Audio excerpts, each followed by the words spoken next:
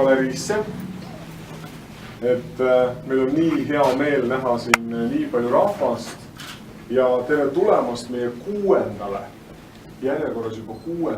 näitusele. Et meie jaoks on see alati oluline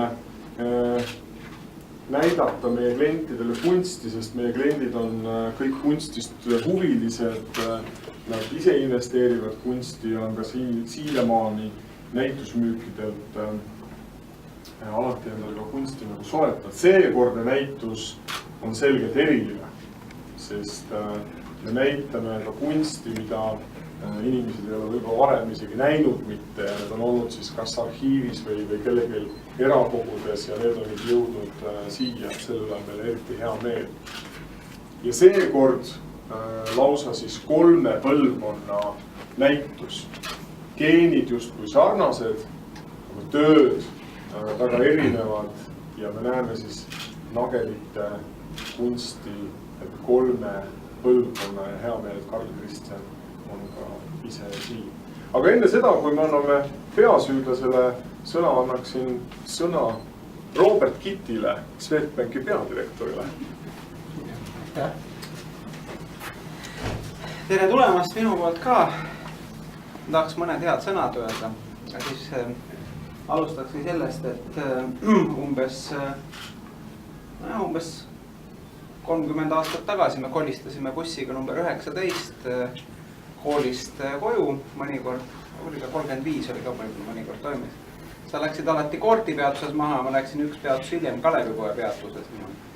Ja no nii me seal käisime paralleelklassis küll, me käisime ühes klassis, käisime alates keskkoolist. Ja siis see oli 94. aasta suvel peale 11. klassi olid need vanalinna päevad. Vanalinnapäevad olid kogu aeg, aga siis me sattusime peale 11. klassi Raekoja platsi sinna kuidagi niimoodi kolama ja siis seal olid niisugused ilusad putkad või ma oska öelda, stendid. Ja siis avastasime klassivendadega, et oi, Nagel, mis teed siin? Müül. Mida müüd? No, kunsti. Aga kes tegi? Ise tegi. Et ja õnneks meil oli hästi lihtne, et kui me keskkooli lõpetasime aasta aega hiljem, siis jah, noor kunstnik, tol ajal küll puhtalt Kristjan Nagel. See Karli saabumine sinna ette toimus minu jaoks mingi hilisemal perioodil, ma seda täpselt ei tea, aga tol ajal jah, siis noor kunstnik Kristjan Nagel tegi klassijuhatajale kingituseks töö.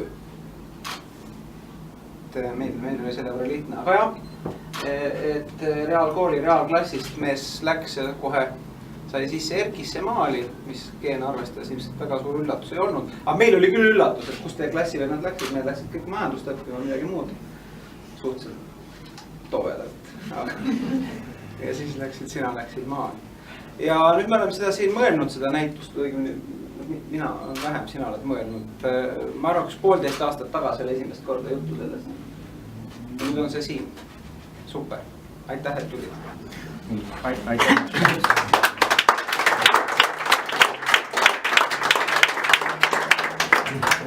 Ja, aga enne veel, kui me lubame teid tuuri